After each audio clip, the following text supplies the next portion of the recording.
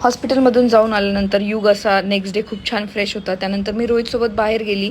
महालक्ष्मींचे बाजूबंद आणायचे राहिले होते ते मी घेऊन आलो.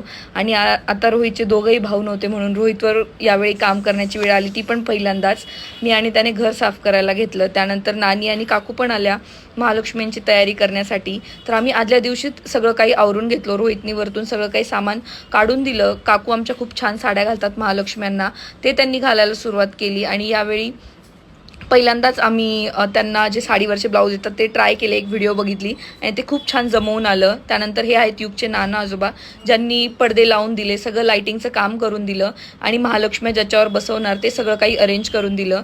सगळेजण थकले म्हणून रोहित म्हणाला की मी पान घेऊन येतो, पण ते काही भेटले नाही आणि मग सगळ्यांसाठी तो आईस्क्रीम घेऊन आला. संध्याकाळी मंडळाच्या तिथे संगीत खुर्ची झाली आणि दिवसाचा शेवट झाला. बाय.